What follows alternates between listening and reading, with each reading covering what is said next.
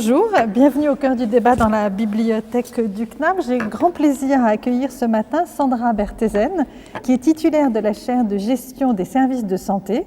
À ce titre, bien sûr, elle a beaucoup à nous apprendre sur la situation actuelle. Et donc, ma question, c'est quels sont les enseignements qui commencent à se dessiner à l'occasion de cette crise majeure? Bien, bonjour Pascal Heurtel, merci beaucoup pour votre invitation.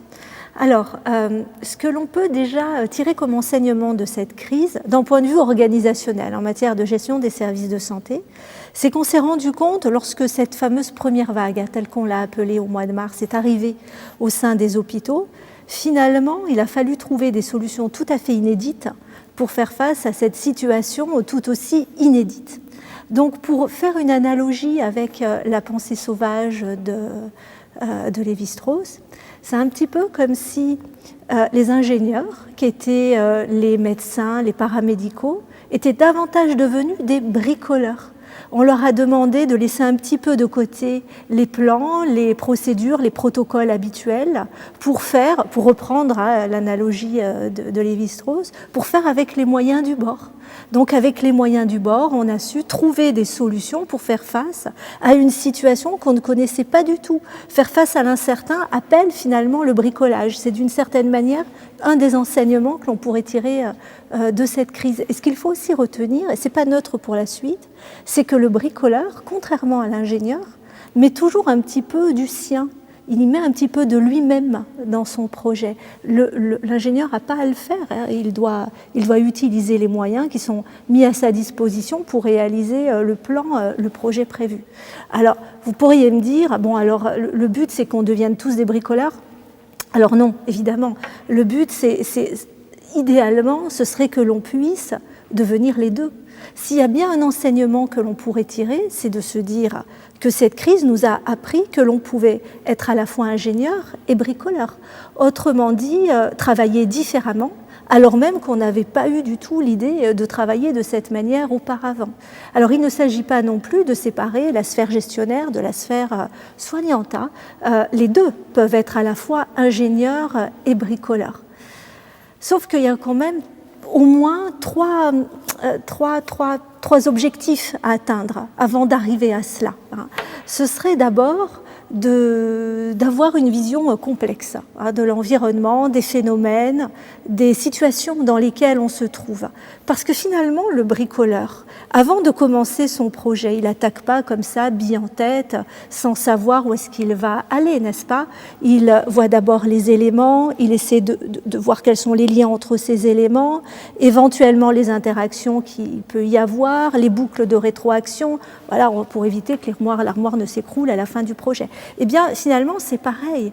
Là, dans notre cas, on aurait besoin d'avoir à la fois des gestionnaires, mais aussi des soignants qui arrivent à voir les interactions entre les différents éléments pour mieux prévoir les actions à réaliser. Finalement, il s'agirait d'apprendre à agir dans cette complexité, d'apprendre à mieux penser pour mieux agir. Si je mets en place un nouveau protocole, quelles sont ses implications en matière d'organisation du travail, en matière d'absentéisme d'ici 2 mois pour mon équipe, parce que ça va peut-être l'épuiser, mais aussi quelle est l'implication en matière de satisfaction des patients, de réduction des réhospitalisations, etc. etc.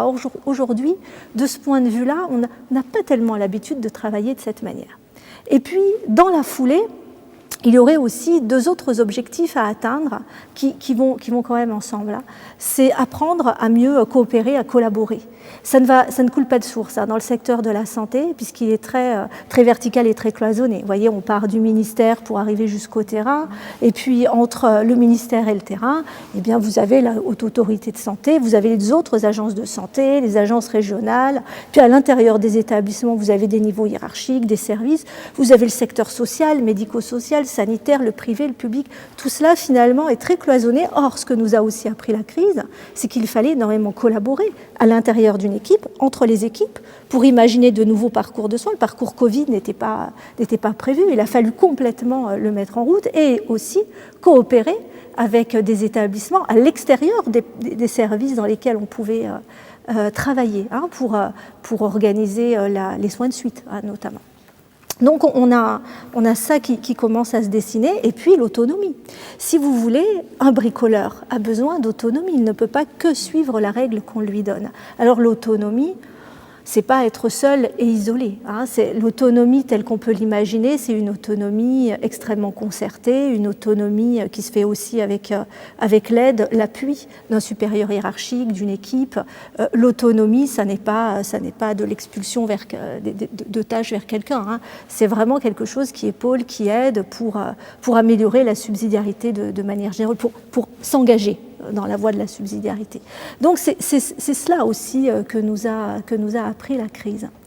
Et même pour aller plus loin, pour replacer tout ça dans le contexte d'aujourd'hui, celui du post-Ségur de la santé et celui aussi des débats que nous allons commencer à engager sur le financement de la fameuse 5e branche. Vous savez, la 5e branche qui va financer la perte d'autonomie.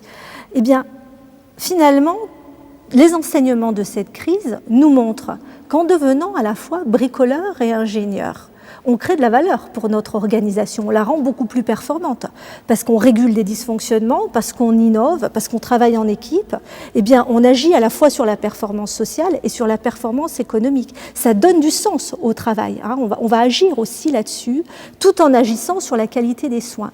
Autrement dit, miser sur le capital humain de cette manière, c'est aussi miser sur l'avenir. C'est valoriser le travail des équipes pour la valeur ajoutée qu'elles peuvent produire. Et ce n'est pas du tout à fait neutre de se lancer dans cette voie dans la période d'aujourd'hui, face à la crise économique qui se profile, et puis une fois de plus, en fonction aussi des débats que nous allons avoir sur ce sujet-là, s'agissant du secteur de la santé en particulier. On a plutôt intérêt à réfléchir à la valorisation de ce capital humain aussi pour s'engager sur une voie différente s'agissant du financement des organisations de santé. Merci beaucoup Sandra, d'abord pour cette analogie qui est extrêmement parlante, je trouve, dans le domaine de la santé. On comprend bien ce que vous voulez dire, et puis aussi toutes les pistes d'évolution des secteurs de santé que révèle et que, d'une certaine manière, permet cette crise sanitaire. Merci beaucoup. Merci à vous.